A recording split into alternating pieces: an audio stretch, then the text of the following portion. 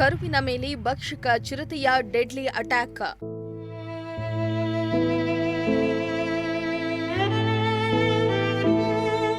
ಬೆಚ್ಚಿವಿದ್ದ ಗ್ರಾಮಸ್ಥರು, ಚಿರತೆ ಸೆರೆಗೆ ಆಗ್ರಹ.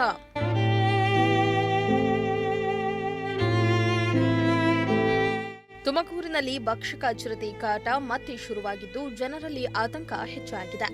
ಮೊನ್ನೆಯಷ್ಟೇ ತೋಟದ ಮನೆಗೆ ನುಗ್ಗಿ ಚಿರತೆಯೊಂದು ಕರುವನ್ನ ಬಲಿ ಪಡೆದಿತ್ತು. ಆದರೆ ಇದೀಗ ನರಭಕ್ಷಕ ಚಿರತೆ ದಾಳಿಗೆ ಮತ್ತೊಂದು ಕರು ಬಲಿಯಾಗಿದೆ. ಈ ಘಟನೆ ಗುಬ್ಬಿ ತಾಲೂಕಿನ ಕಡಬ ಹೋಬಳಿಯ ಬ್ಯಾಡಗೆರೆ ಗ್ರಾಮದಲ್ಲಿ ನಡೆದಿದೆ. ಚಿರತೆ ದಾಳಿಯಿಂದಾಗಿ ಬ್ಯಾಡಗೆರೆ ಗ್ರಾಮದಲ್ಲಿ ಆತಂಕ ಮನೆ ಮಾಡಿದೆ.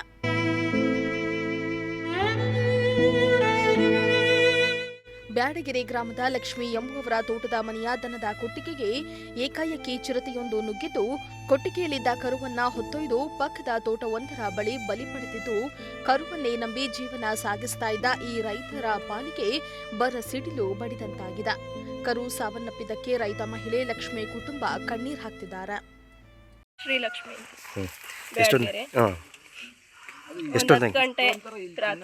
ರಾತ್ರಿ 10 ಗಂಟೆಲಿ ಹಿಂಗಾಗಿರೋದಾ? ನೋಡ್ಲಿಲ್ಲ ನೋಡಿಲ್ಲ. ನೀವು ನೋಡಿದ್ದೆ ಅವಾಗ? ನಾನು ಬೆಳಗ್ಗೆನೆ ನೋಡ್ಕೊಂಡಿದ್ದು. ಎಲ್ಲ ಹಗ್ಗ ಕಟ್ಟಾಗೈತಲ್ಲ ಅಂತ ಎಲ್ಲ ಹುಡುಕೊಂಬಂದೆ. ನಮ್ಮ ಮಾವರ ಜೋಳ ಎಲ್ಲನ ಎಲ್ಲಿ ಚಳಿ ಒಳಗೈತೋ ಅಂತ ಹೇಳಿ ಬಂದು ನೋಡಿದ್ಕೆ ಇಲ್ಲಿ ನಾಯಿ 1-2-3 ಹೆಜ್ಜೆಗಳು ಕಾಣ್ತವೆ ಅಂತ ಹುಡುಗರೆಲ್ಲ ಇದು ಮಾಡ್ತಾ ಇದ್ರು.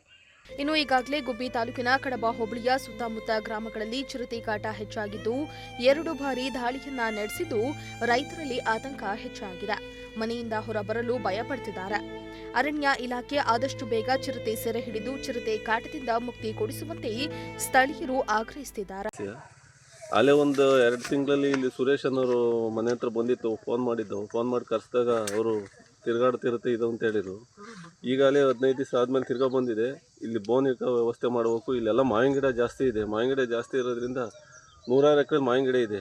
ಮಾವಿನ ಗಿಡ ಇರೋದ್ರಿಂದ ಇಲ್ಲೆಲ್ಲ ಸಿಕ್ಕಾಪಟ್ಟೆ ಚಿರತೆಗಳಾಗಿದ್ದಾವೆ. ಇಲ್ಲಿ 3-4 ಇದ್ದಾವೆ ಅಂತ ಜನ ಮಾತಾಡ್ತಾ ಇದ್ದಾರೆ.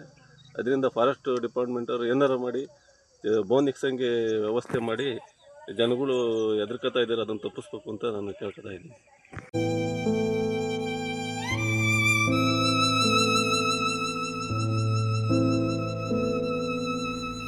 ದೇವರಾಜು, ಪ್ರಜಾಶಕ್ತಿ ಟಿವಿ, ಗುಬ್ಬಿ.